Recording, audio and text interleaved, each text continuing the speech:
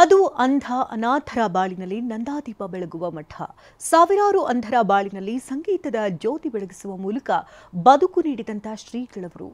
ಆದ್ರೀಗ ಸರ್ಕಾರದ ನಿರ್ಲಕ್ಷ್ಯದಿಂದಾಗಿ ಆ ನಡೆದಾಡುವ ದೇವರ ಸ್ಮಾರಕ ನಿರ್ಮಾಣಕ್ಕೆ ಭಕ್ತರು ಭಿಕ್ಷಾಟನೆ ಮಾಡಬೇಕಾದಂಥ ಸ್ಥಿತಿ ಬಂದಿದೆ.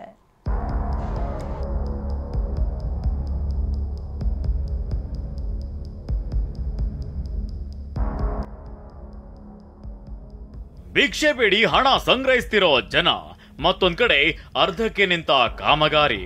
9 ವರ್ಷದಿಂದ ನಿಂತಿರೋ ಸ್ಮಾರಕದ ಕಾಮಗಾರಿ ಇಲ್ಲಿನ ಜನರನ್ನ ರೊಚ್ಚಿಗೆಬ್ಬಿಸಿದೆ.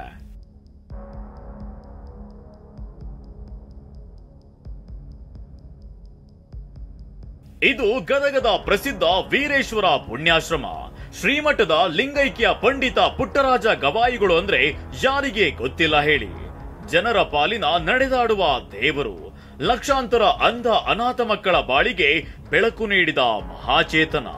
ಈ ಮಹಾಚೇತನ 2010ರಲ್ಲಿಯೇ ಭಕ್ತಗಣ ಬಿಟ್ಟು ಅಗಲಿದ್ದಾರೆ.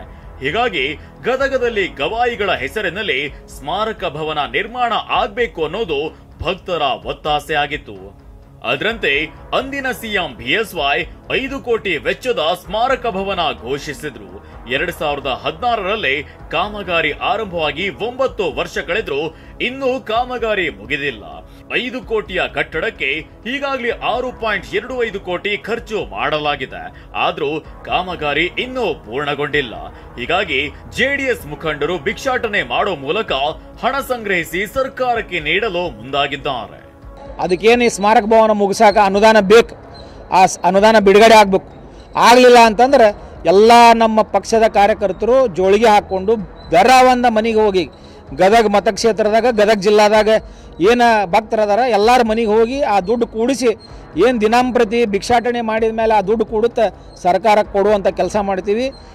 ಆರಂಭದಲ್ಲಿ 5 ಕೋಟಿ ವೆಚ್ಚದಲ್ಲಿ ಪೂರ್ಣಗೊಳ್ಳಲು 5 ಕೋಟಿ ಎಸ್ಟಿಮೇಟ್ ಮಾಡಲಾಗಿತ್ತು. ಆದ್ರೀಗ 1.25 ಕೋಟಿ ಹೆಚ್ಚುವರಿ ಹಣ ಖರ್ಚಾಗಿದೆ. ಈಗ ಮತ್ತೆ 5 ಕೋಟಿ ಹಣ ಬೇಕು ಅಂತ ಸರ್ಕಾರಕ್ಕೆ ಅಧಿಕಾರಿಗಳು ಪ್ರಸ್ತಾವನೆ ಸಲ್ಲಿಸಿದ್ದಾರೆ. ಆದ್ರೆ ಆ ಹಣ ಇನ್ನೂ ಬಿಡುಗಡೆಯಾಗಿಲ್ಲ. ಹೀಗಾಗಿ ಜೆಡಿಎಸ್ ಮುಖಂಡರು ಬೀದಿಗಳಲ್ಲಿ ಭಿಕ್ಷಾಟನೆ ಮಾಡಿ ಬಂದ ಹಣವನ್ನ ಸರ್ಕಾರಕ್ಕೆ ನೀಡ್ತೇವೆ, ಆ ಹಣದಿಂದ ಸ್ಮಾರಕ ಭವನವನ್ನ ನಿರ್ಮಾಣ ಮಾಡ್ಲಿ ಅಂತ ಸವಾಲು ಹಾಕಿದ್ದಾರೆ. ಈ ಮುಂದಿನ ಬರುವ ಬಜೆಟ್ನೊಳಗೆ ಸರ್ಕಾರ ಅನುದಾನವನ್ನು ಕೊಡದೇ ಹೋದ್ರೆ ಸ್ಮಾರಕ ಭವನವನ್ನು ನಾವು ಜಾತ್ಯತೀತ ಜನತಾದಳದಿಂದ ನಾವು ಅದನ್ನು ನಿರ್ಮಾಣ ಮಾಡೋದಕ್ಕೆ ಸರ್ಕಾರಕ್ಕೆ ದುಡ್ಡು ಕೊಡ್ತೀವಿ.